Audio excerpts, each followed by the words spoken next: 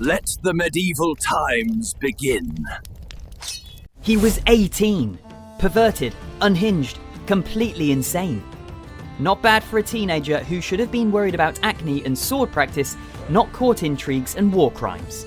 This is the story of Edward IV, the teenage king who turned civil war into a personal revenge tour, made enemies out of allies, and somehow managed to scandalise an era where public executions were considered normal.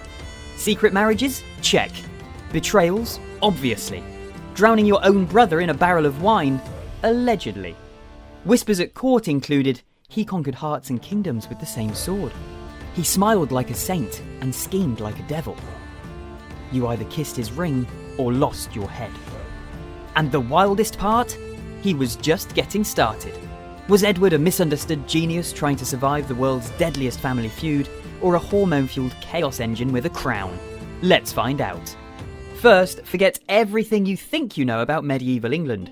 This wasn't knights and courtly love, it was full-on Game of Thrones, but with real consequences and no script rewrites. 2 families, 1 throne. Decades of blood, betrayal, and double crosses that would make a mafia movie blush. And standing in the middle of it all, a teenage boy with a dead father, a family legacy to avenge, and exactly 0 patience for politics as usual. Edward IV didn't wait his turn. He grabbed a sword, stared down chaos, and made a kingdom kneel. Let's start there. Edward was a medieval heartthrob. Tall for his time, handsome and blessed with the kind of charisma that made even battle-hardened knights swear loyalty on sight. Think Henry Cavill crossed with a young Brad Pitt. But with a sword, morning breath, and 0 access to modern dental care. He could walk into a room full of hardened nobles and own it within minutes. Some said he had a lion's bearing and a fox's mind. But charm only gets you so far when your kingdom's on fire. Edward didn't just want to avenge his father's death, he wanted to seize the crown, reshape the battlefield, and shove a dynasty back into power. His rise wasn't inevitable, it was earned, blow by blow. He marched through civil war, won over mercenaries, balanced noble factions like spinning plates. And all the while, he was still a teenager, with the weight of a dying dynasty on his shoulders. And somehow, he made it happen. But even teenage kings need help, especially when the kingdom's still on fire. That's where Richard Neville comes in, the Earl of Warwick, known to history as the Kingmaker. Imagine a man so powerful he could put kings on thrones or rip them off like cheap wallpaper. Warwick had it all. Money, troops, alliances, and enough gossip leverage to blackmail an entire court.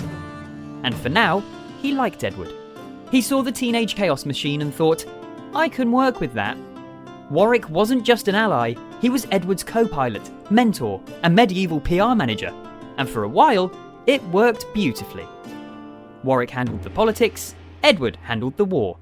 Together, they cut through England like wildfire. And it worked. Victory after victory, including the Battle of Towton, one of the bloodiest clashes in English history. A snowstorm, thousands dead, the ground red with blood, and in the middle of it, Edward, leading from the front, breaking the enemy line. By sundown, he wasn't just a contender, he was the King of England. But Warwick didn't build kings to sit back and clap, he built them to listen. He expected a seat at the top, and that was going to be a problem. Here's where Edward blows it. Up to this point, he's crushing it, winning battles, charming nobles, locking in alliances, but then, hormones, ego, and one very, very bad decision. Edward doesn't just fall in love, he detonates his entire political strategy in secret.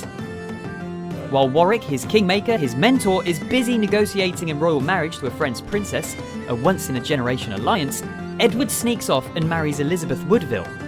Not a princess, a widow, with children, from a rival faction, and he tells no one. This wasn't some forbidden love story, it was a diplomatic grenade. When Warwick finds out, he's humiliated. The French court is insulted. Edward's own nobles are furious. And Elizabeth, she's not crowned, she's cornered. Her family dragged into the spotlight, treated like invaders. Suddenly, the Woodvilles are everywhere, marrying into titles, grabbing influence, acting like they'd always belonged. The court called it favouritism. Warwick called it betrayal. Edward thought he was choosing love. What he really chose was war. And Warwick, he was done playing kingmaker. Warwick felt played. He'd built Edward from the ground up, funded him, trained him, fought beside him.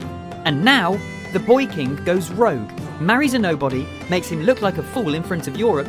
That wasn't just betrayal, that was war. So Warwick did the unthinkable. He switched sides. He joined forces with Edward's enemies. He tore up everything he'd helped create.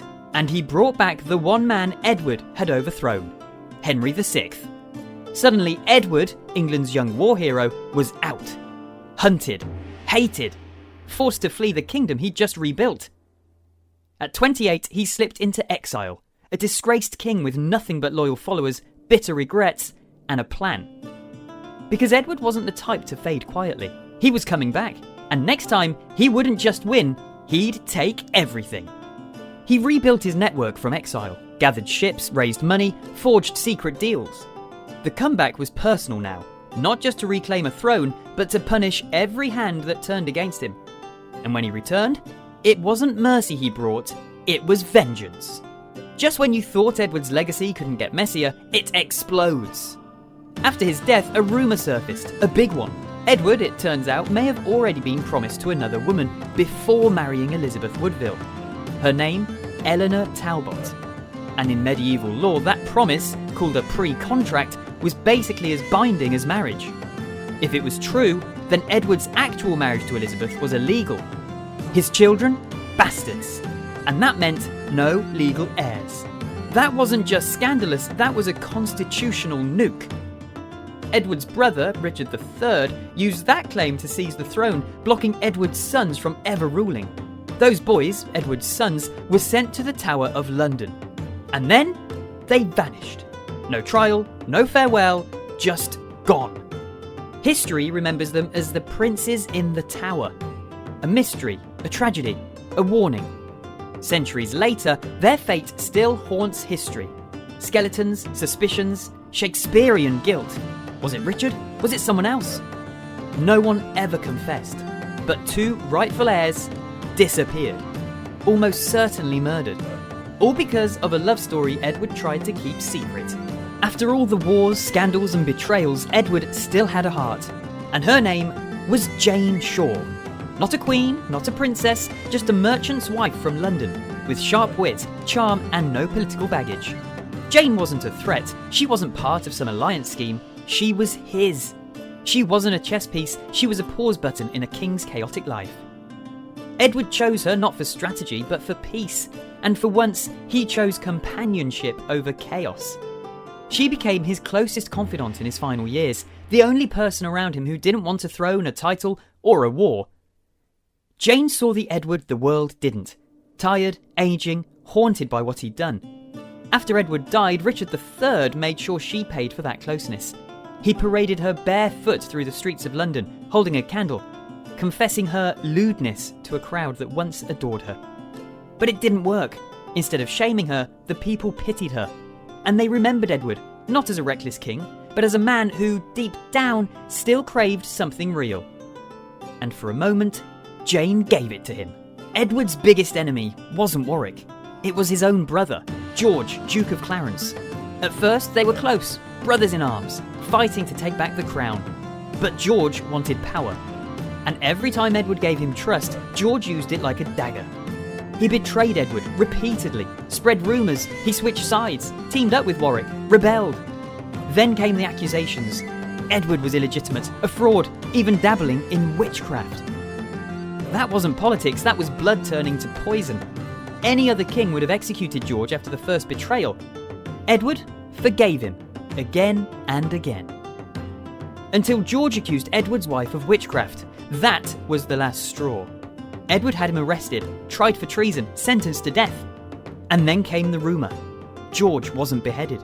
He was drowned, in a barrel, of Malmsey wine, his favourite drink. A death that mocked his greatest weakness, drinking. Was it mercy, spite, or poetic justice? Nobody knows for sure. But Edward, the forgiving brother, had become the ruthless king. After everything, the blood, the scandals, the victories, Edward finally had peace. A stable kingdom, a growing family, no civil war, and then he was gone. No warning, no grand battle, no final speech, just gone. At 40, the teenage warrior king who clawed his way to the throne died suddenly and left behind a kingdom built on secrets, enemies, and unstable heirs. His death didn't just end a reign, it unravelled everything. The glue holding it all together? Gone. Old enemies resurfaced, succession questions exploded, the throne trembled. Because Edward wasn't just holding the crown, he was holding the whole mess together. And the second he vanished, so did the future he'd fought for. So was Edward IV England's most depraved teenage king, or the smartest, boldest, most dangerously human ruler the crown ever saw? He rose from tragedy, loved recklessly, betrayed and was betrayed, forgave too much and killed when pushed too far. He was brilliant, he was chaotic, he was unforgettable. Drop your verdict in the comments. Monster, genius, both? And if you thought this was peak medieval chaos, just wait. There's more blood, betrayal, and royal meltdowns coming. Hit subscribe for stories that make royal history look like reality TV, with higher stakes and no script rewrites. Because no one does scandal like a crowned teenager with a kingdom to lose.